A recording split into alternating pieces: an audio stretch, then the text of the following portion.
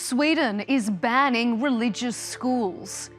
A new bill prevents private religious schools from expanding, but so far it's only targeted Islamic institutions. Is this move Islamophobic, or does the government have a right to protect its so-called democratic values? I'm Melinda Nusafora, and today's newsmaker is Sweden's school bans.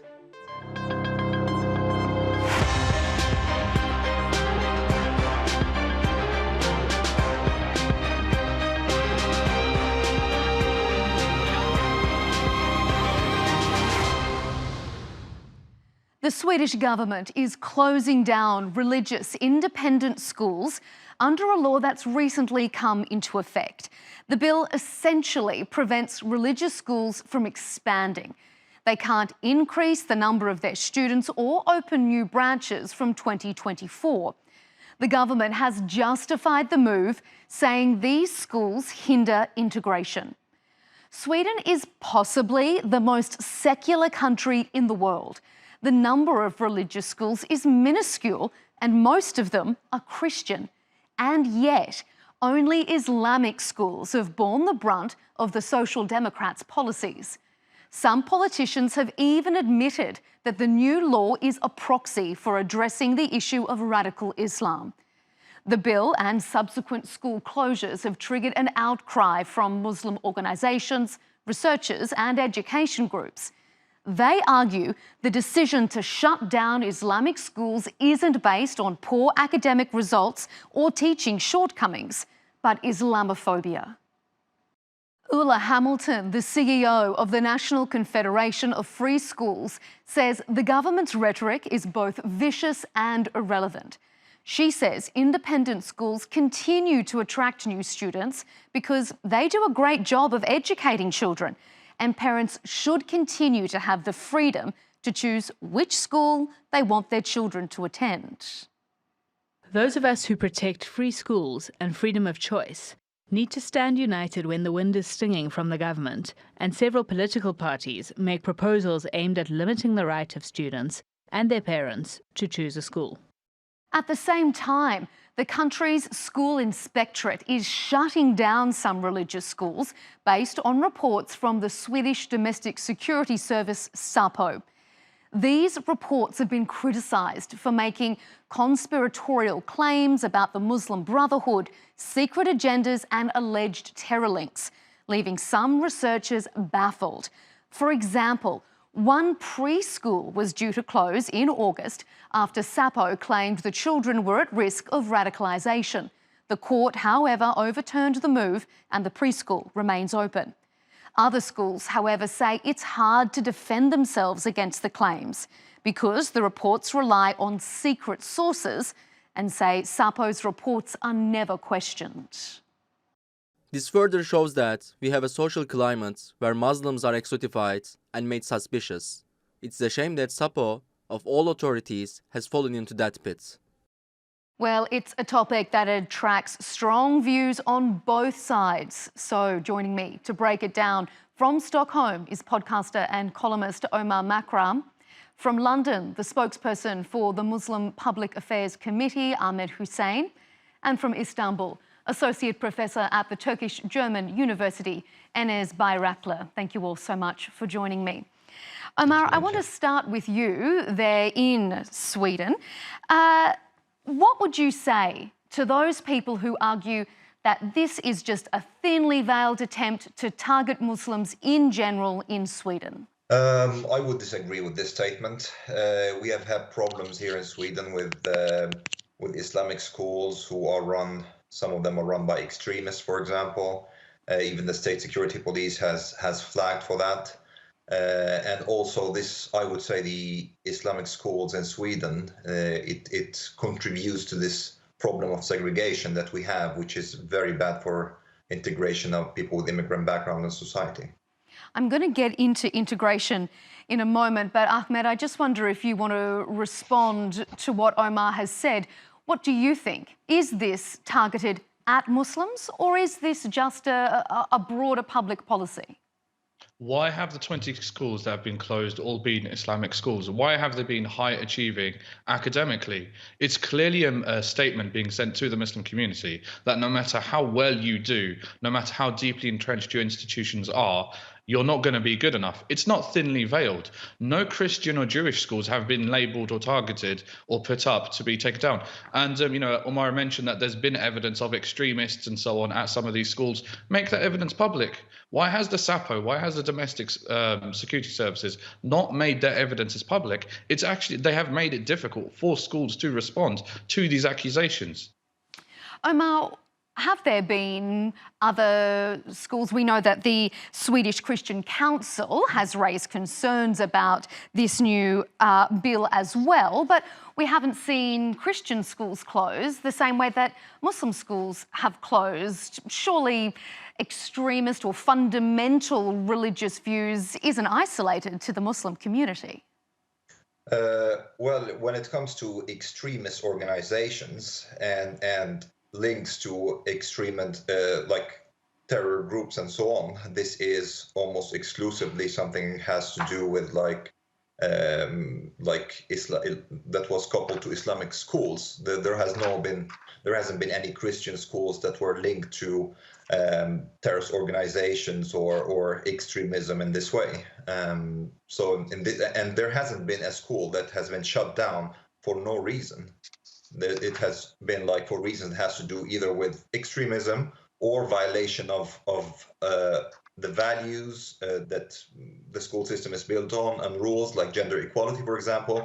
There has been schools who were found in violation of gender equality principle, who gender segregate students at school, for example.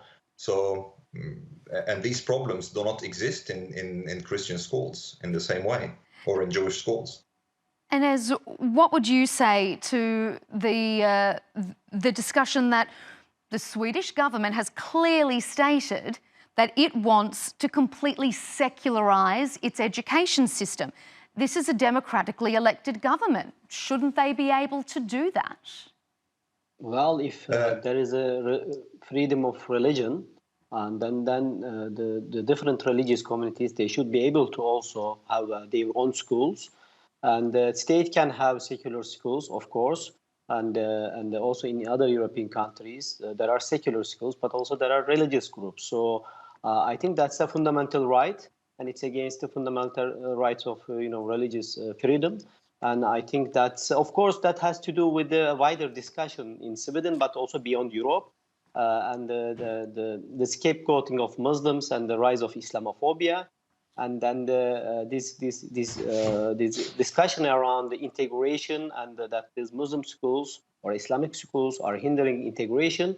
Of course, that's another point of, I think, a way of also putting pressure on Muslims, because why should these schools be considered as a barrier to integration? There is no real let's say, argument for this. Because in many European countries, what about schools, Muslims, as Omar has said, that are promoting gender segregation in the schools? That doesn't seem in line with Sweden's values. Well, Swedish values or German values or Austrian values, these are subject to discussion, and these are vaguely defined. And we can talk about constitution, we can talk about the laws, but then beyond that, then it becomes very ambiguous. What is considered as a German value? What is considered as a Swedish value? And the segregation in schools, some religious groups, also Jews, they have segregated schools, and that's their understanding and their interpretation of their own religion, and they should be allowed.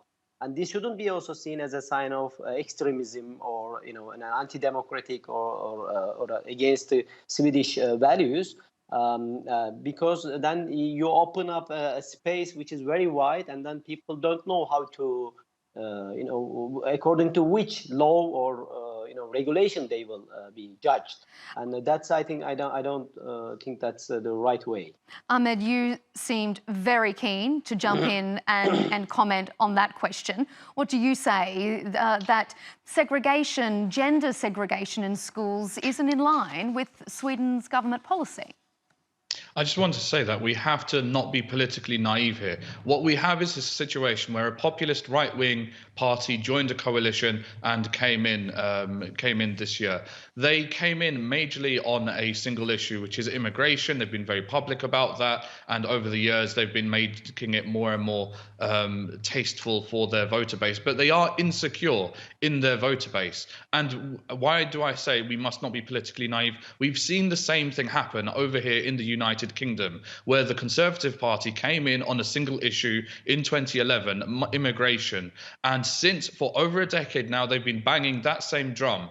And because of that single issue, which then morphed into Brexit, it means that they used that for political capital to get away with being horrendous in terms of leadership of the government. And I am saying to the Swedish people, do not be politically naive.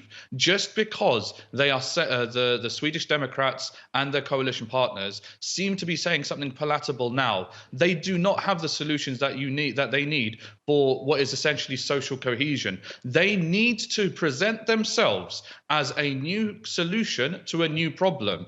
Any crimes that have been committed by individuals, there are already criminal laws in place. So what is happening here is that a narrative is being built where Muslims are a convenient political football for a fringe party that is insecure in their voter base. They need to keep whipping up the imposing threat of Muslims as an enemy within. They will use whatever labels, whatever defining factors that they can conveniently pick on.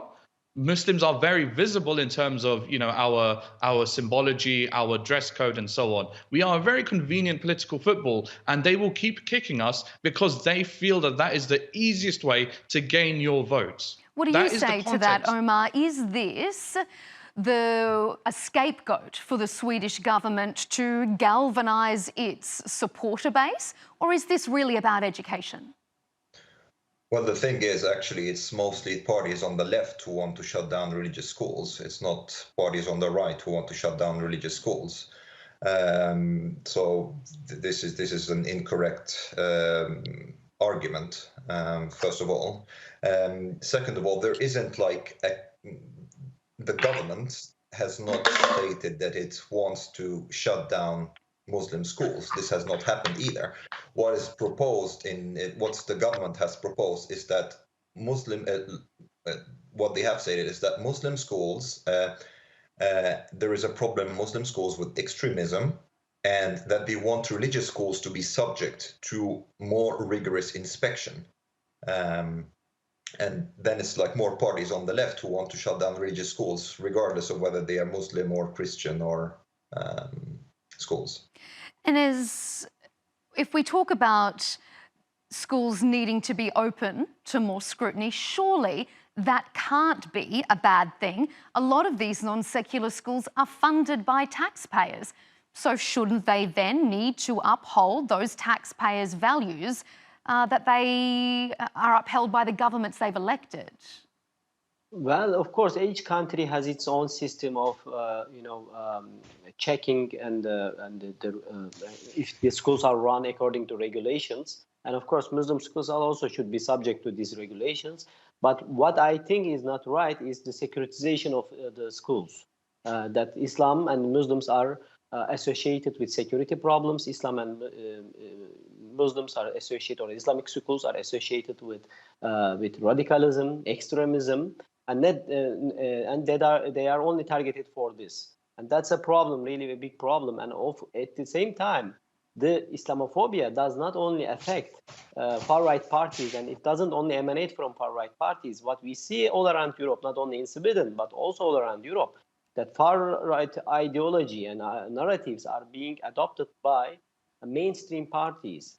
Mainstream Christian Democrat parties, Social Democrat parties, Green parties, and sometimes also even leftist parties are adopting these policies, anti-refugee stance and anti-Muslims also policies. And that there is a shift towards far-right if you look at the political spectrum in Europe, and it's not only affecting far-right parties. So that's a real problem here. And Sweden clearly and obviously has a problem with Islamophobia, unfortunately. But And this is not Sweden would only... say, their governments and their politicians would say they have a problem with Islamophobia because they have evidence that they have extremists that have come through their education system, they would argue. Shouldn't then we actively try to stop extremist views in the education system if the government has evidence that that creates a security concern?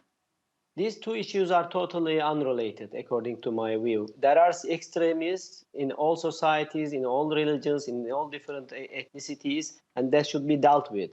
I'm all fine with this. However, what I say is the association of Islam and the Muslims with terrorism and with violence, that's the real problem here. And that's also United Nations, according to United Nations, also United Nations has criticized Swedish government in 2018.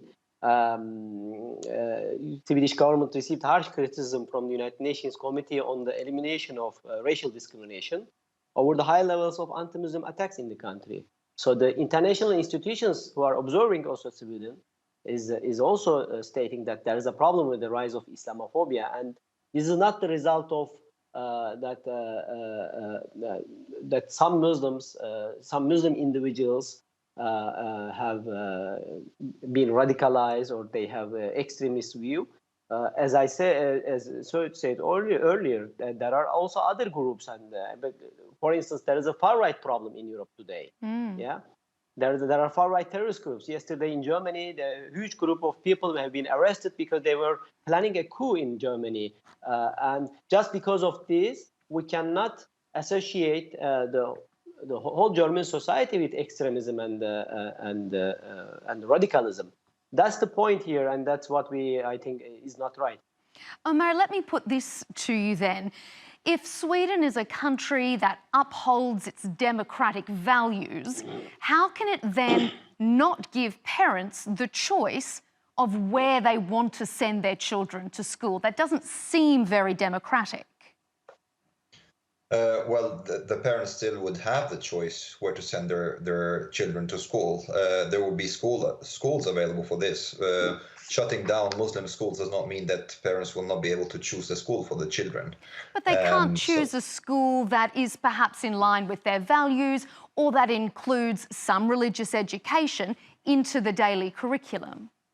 Yeah, but I see no problem at all if Sweden decides that those schools that are publicly funded, which these schools are, should be secular schools and where children are not really being coerced into practicing religion during the school day, which also has happened in these schools, which is actually against the law and against the rules in Sweden, or schools that promote values that are against the Swedish values or against the rules for how schools should be run, like gender segregation, or promoting values that has to do with more so to speak, conservative or Islamist values, things that has to do with, for example, maybe homophobic values, polygamy, all these things. This is connected also to a wider discussion in Sweden and has to do with the rising of Islamism and Salafism in society. And this so I'm curious to know then why this is being framed as a secular school policy, and yet we're not seeing Jewish schools being closed or maybe evangelical Christian schools at the same rate. I would say, for the most part, there hasn't been. So, in Sweden, you cannot have what is called religious elements in the education in itself. There can be religious, voluntary religious sessions in the day, for example, for prayer and things like that. But under the education itself, you're not supposed to teach a certain religion under the class time. And it's the Muslim schools who have, some Muslim schools who have violated this, for example, these rules.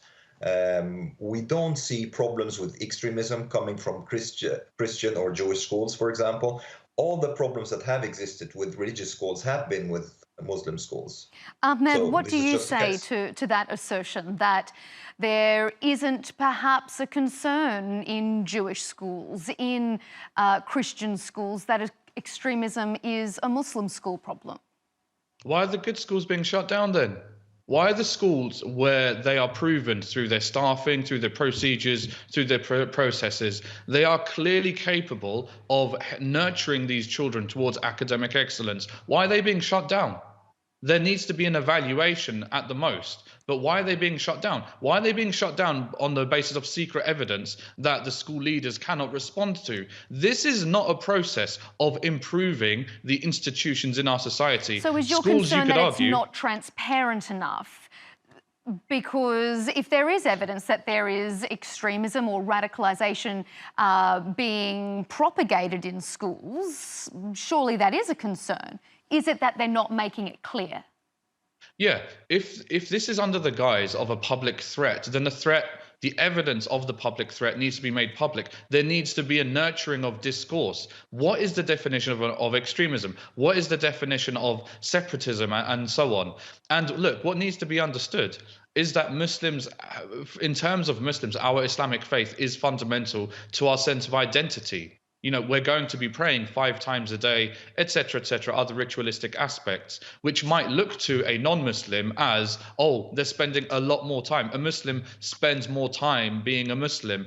It's just part of our identity and our faith. So you can't boil it down to amount of time being spent being a Muslim. It permeates our identity. So what needs to be done is an evaluation with the goal of these are the schools where the academic processes are clearly working. These are the schools that need to stick around. Shutting down 20 Muslim schools and then putting it under a very loose excuse of extremism is not a step towards progress. It's a politicized agenda, as I said before. It speaks of political naivety.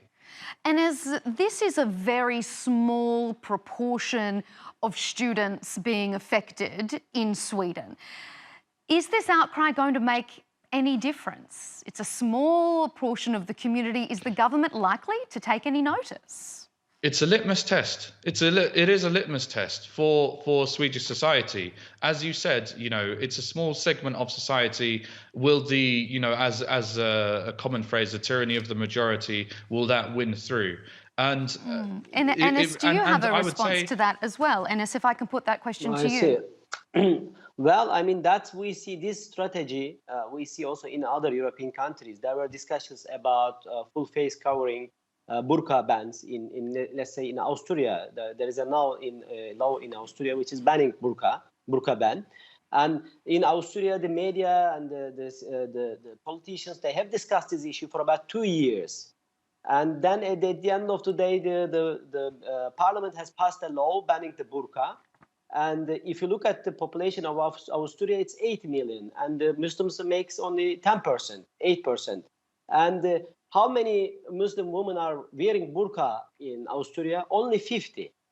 For only 50 persons, the Austrian state, the Austrian politicians and the media have discussed an issue for about 2 years, and they passed a law to ban the burqa in Austria. And then this whole narrative and discussion and the negativity around Islam and Muslims, they have created with this issue. And now you are seeing this the same strategy in Sweden. There are some certain individuals who have maybe have some wrongdoings, and just using this as a pretext, and you are closing down the 20 schools in a country without any due process. That's what I say. I mean, that's how Islamophobia works. That's how securitization of Islam and Muslim works. And the result is shrinking of religious freedom, in not only in Sweden, but all around Europe. And that's another example of this. And we see a country like Sweden, which was very well known for its freedom of speech and freedom of religion in the past, now shifting toward more and more and becoming a country like more and more like France. Omar, do you think this is going to see an erosion of other religious freedoms in Sweden? But first of all, it's a bit strange that this is being framed as religious schools being banned, although like in Sweden there is no reporting on this at all. There is just reporting on inspection. But erosion of religious freedom, it depends on what you mean by erosion of religious freedom. There are some values in society that values in a liberal democracy that are not compatible at times with some fundamentalist religious values. For example, if you would talk about something like polygamy, for example, this is not something that will be allowed in Sweden. And one can say that this is a violation of religious freedom, but there are certain values in the liberal democracy that should be preserved. And that's okay for a country to try to safeguard these values or to combat things like violations of gender equality or homophobia and all that. It does open up a very broad discussion, but unfortunately, we've run out of time and we'll have to leave it there. I thank you all very much for your contribution. And thank you for watching. You can, of course, follow us on Twitter and be sure to subscribe to our YouTube channel. I'm Melinda Nusafora. We'll see you next time.